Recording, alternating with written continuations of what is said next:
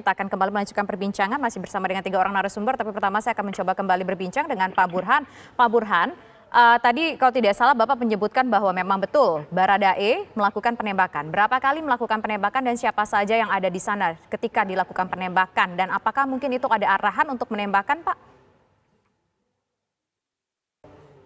Halo, Pak Burhan? Halo, Pak Burhan? Oke, tampaknya ada gangguan komunikasi dengan kuasa hukum dari Baradae. Saya ingin ke Pak Susno. Pak Susno, sebetulnya kalau kita lihat dari kasus ini, ajudan dari istri Verdi Sambo juga menjadi tersangka. Apa mungkin yang bisa kita ambil dari situ benang merahnya, Pak Susno? Oke, statement resmi dari Polri belum ada, tapi kita melihat fenomena ini sudah ada tersangka Baradae 340, Yunto 55 dan 56. Yang ini kita bingung gitu kan. Apakah dia ini pelaku, apa pelaku utama, apa yang nyuruh melakukan, apa yang turut serta. Nah, tambah lagi 2 tersangka dan langsung dia 340 kalau nggak salah ya. 340 itu pembunuhan berencana gitu. Nah, ini dari fenomena ini apalagi ditambah dengan kalau jadi ya Baradae minta perlindungan LPSK untuk menjadi justice kolaborator. Ini bagus sekali.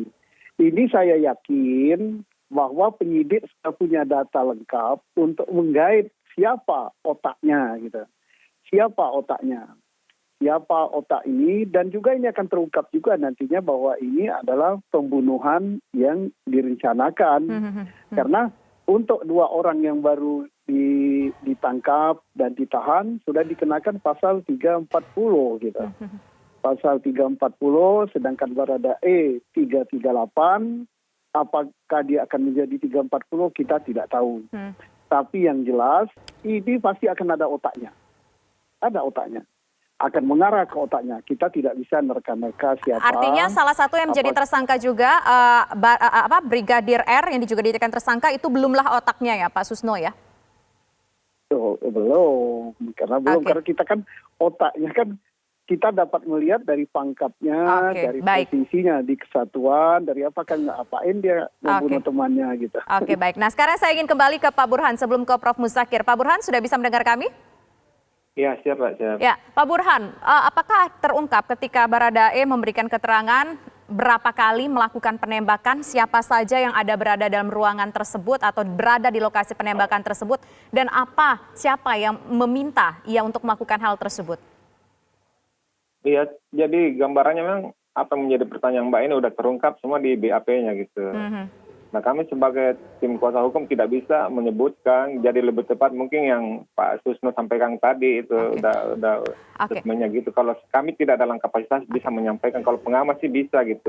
Tapi kami karena mengetahui dari keterangan Baradae ini, dari BAP-nya juga segala macam, tapi karena proses ini masih penyidikan dan mengembangkan untuk TSK-TSK berikut termasuk dalangnya dalam tanda petik ini ya kami tidak berkapasitas untuk menyampaikan Mbak gitu. Ya Pak Burhan, tapi kan kita ketahui ketika kasus ini mulai mencuat beberapa hari setelah kematian Brigadir J, hanya nama Baradae saja yang disebut-sebut pada saat itu berstatus menjadi saksi, kemudian akhirnya kasusnya naik menjadi tersangka, dan baru sekarang setelah 1 bulan bersedia untuk minta perlindungan ke LPSK mau jadi justice kolaborator. Sebetulnya dalam rentang waktu sampai memutuskan ingin jadi justice kolaborator itu ada apa sih Pak? Apakah mungkin mendapatkan tekanan atau mungkin ada hal-hal lain yang menjadi pertimbangan dari Baradae?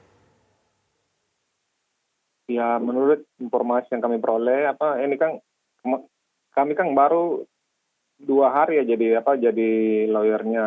Nah, pasca 2 hari itu jadi lawyer, dia ungkapkan semua. Nah, begitu dia ungkapkan semua, kami pelajari, kami analisa, ternyata memang butuh jadi justice collaborator gitu. Di awal kenapa diam saja Pak Baradae, Pak?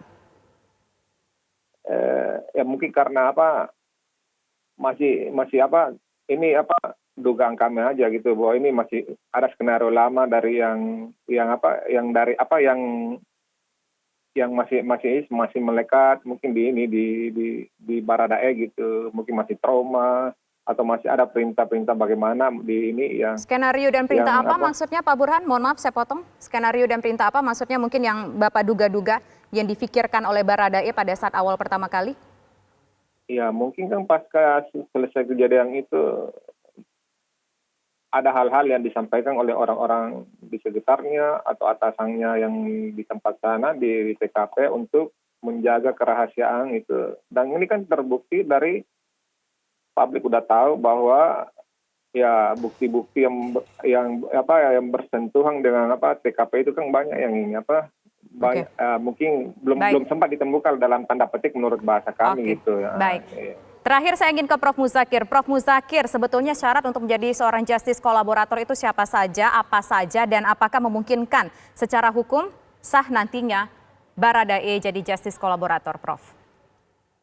Ya, prinsipnya justice kolaborator itu pertama syaratnya dia adalah sebagai pelaku dan ada kemungkinan dia diminta untuk sebagai pelaku dan kemudian dia menyadari tentang perannya dia sebagai pelaku itu.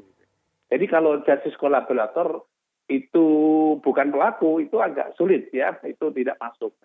Jadi kalau begitu statement yang dibuat bahwa Baradae itu tidak melakukan kejahatan, saya kira itu sudah rontok ketika dia mengaku dirinya adalah sebagai pelaku dan mendaftar sebagai justice kolaborator. Tapi syaratnya begini, kalau dia menjadi justice kolaborator, tetap dia statusnya sebagai saksi yang wajib tunduk pada persyaratan sebagai saksi. Ya. Jadi tidak boleh misalnya memberi keterangan yang paling dia sebagai justice kolaborator terus menguntungkan dirinya juga nggak boleh.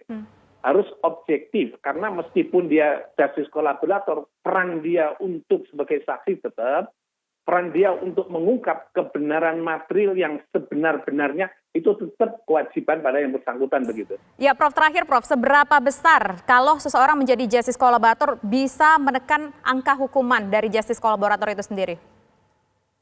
Itu tergantung peran dia nanti. Jadi kalau sekarang itu perlindungannya kepada LPSK, nanti yang menentukan seberapa besar itu nanti adanya di majelis hakim ya, bukan pada yang lain. Majelis hakim yang menentukan apakah benar nih sebagai justice kolaborator atau bukan. Oke. Jadi istilah bahasanya hakim lah yang menentukan semuanya itu termasuk lamanya hukuman. Oke, baik. Terima kasih Prof. Muzakir, terima kasih juga Pak Susno Duaji, terima kasih juga Pak Burhan sudah bergabung bersama kami. Selamat sore semuanya. Terima kasih.